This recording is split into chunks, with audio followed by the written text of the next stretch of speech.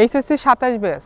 তো তোমরা অনেকেই অর্জকের পেজে নক দিয়েছিলে যে ইঞ্জিনিয়ারিং অ্যাসপাইরেন্টের জন্য আসলে কোন বইটা ভালো, কোথায় কোন কনসেপ্টগুলো ভালো। তো সেই হিসেবে আমারও একটা এক্সপিরিয়েন্স আছে। আমার ধরো লাইক ম্যাথে কেতাব sir, SU Ahmed, Rupanti and হচ্ছে অসীম স্যার, এই চারটার একটা নলেজ ছিল। এবং ইসাক স্যার এবং ফিজিক্সে Ishaq sir, Tapan sir, Shelu sir, Giyas sir, এই চারটা বইয়েরও একটা নলেজ ছিল।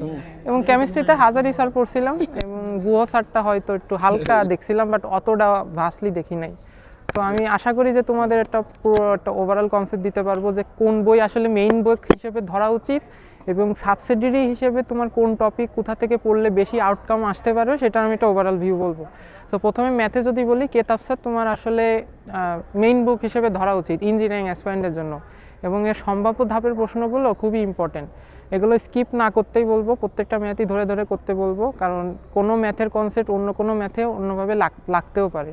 ধরো যে তোমার ওই ম্যাথের কনসেপ্টটা তোমার ভর্তি পরীক্ষায় বা বোর্ড পরীক্ষায় তোমার হচ্ছে এমনভাবে আসলো যে কনসেপ্টটা অ্যাপ্লাই করা লাগতেছে, হুবহু টাইপ নাও আসতে পারে। সো প্রশ্ন কমনের আশা করবে না, আশা করবা যে কনসেপ্ট বা টুলগুলো তুমি ইউজ করতে পারো কিনা, ঠিক আছে। এবং কেতাব স্যারের আমি বলবো প্রত্যেকটা ম্যাথই ধরে করার চেষ্টা করবা, বাট এমন ম্যাথ করো না যেমন ধরো যে R is equal to root over P square Q square plus 2pq cos আলফা। এই ম্যাথটা আছে 10টা ম্যাথ বইয়ে। এখন এই সেম টাইপের ম্যাথ তো 10 বার করার কোনো মানে হয় না, এটা একবার করলেই হয় এরকম। এবং বলবো যে এসইউ আহমেদ তোমরা হচ্ছে ট্রিগোনোমেট্রি পার্টটা দেখতে পারো। এসইউ আহমেদের ট্রিগোনোমেট্রি পার্টটা আমার খুব পার্সোনালি ভালো লাগছিল। এবং রূপন্তী প্রকাশনী থেকে তোমরা ম্যাট্রিক্স, দেন হচ্ছে ট্রিগোনোমেট্রি, দেন হচ্ছে তোমরা স্ট্যাটিক্স ডাইনামিক্স, এই পার্টগুলো তোমরা দেখতে পারো। রূপন্তীতে এই পার্টগুলো একটু ভালো লিখছে। তো এইগুলো কখন দেখবা, যখন তোমার কেতাব স্যার শেষ হয়ে যাবে, তারপরেই তোমরা এই সাবসিডিয়ারি বই হিসেবে দেখবা। তাও আমি বলবো ফুল বই তোমরা দেখতে যাও না, যে বইয়ের যে টপিকটা পার্টিকুলারলি পড়তে বলছি সেইটাই পড়ো। এবং ফিজিক্সে আমি যদি বলি, ফিজিক্সে তোমরা যদি তপন স্যার সলভ করো, প্রথমে তপন স্যার সলভ করলে তোমার বোর্ড পরীক্ষার একটা ভালো প্রিপারেশন হবে।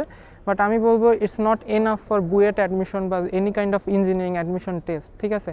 তো তপন স্যার সলভ করার পর তোমরা যাইতে পারো হয় ইসাক স্যারের অনুশীলনীতে, নয় তোমার শেলু স্যারের অনুশীলনীতে, যে কোনো একটা বই তোমরা করতে পারো। মানে ফিজিক্সে একটা বই করে আসলে হয় না, তোমার 2টা বই করা লাগে, 3টা করতে পারলে আরও ভালো, বাট 2টা মিনিমাম করা লাগে ইঞ্জিনিয়ারিং অ্যাসপিরেন্টদের সলিড প্রিপারেশন নেওয়ার জন্য প্রথম থেকেই। দেন হচ্ছে এবং ফিজিক্সে আমি বলবো যে প্রত্যেকটা ম্যাথই একটু ধরে ধরে করো। এখানে ফিজিক্সের ম্যাথ করতে খুব একটা বেশি টাইম লাগে না। সো করো, কনসেপ্টগুলো একটু শেখো, কীভাবে প্যাচ লাগাই প্রশ্নগুলো, এটাও ফাইন্ড আউট করার চেষ্টা করো।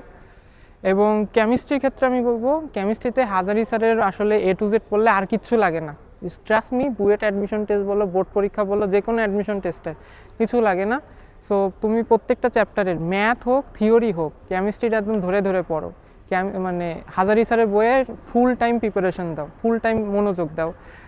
আমি বলবো গুহা স্যারের বই পড়ার দরকার নেই, খুবই ভাস্টলি কনসেপ্ট, হাই কনসেপ্ট, এগুলো তোমার বুয়েট অ্যাডমিশন টেস্টে রিটেনেও আসবে না। সো এইটা নিয়ে তোমার প্যারা খাওয়ার দরকার নেই। তবে আমি একটা জিনিস বলতে পারি, হাজারি স্যারের হচ্ছে অর্গানিক পার্টটা একটু অগোছালো কাইন্ড অফ। সো তোমরা যদি ওখান থেকে অর্গানিক বুঝতে পারো, এটা তো খুবই ভালো।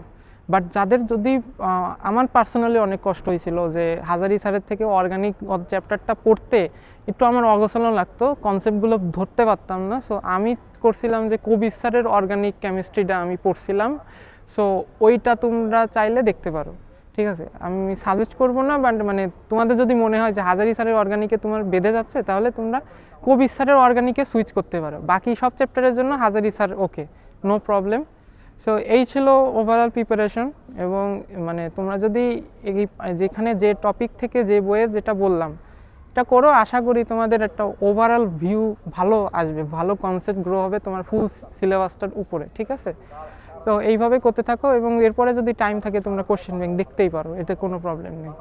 সো ভালো থাকো, সুস্থ থাকো এবং ডেইলি পড়াশোনা করতে থাকো, আশা করি ভালো কিছুই হবে।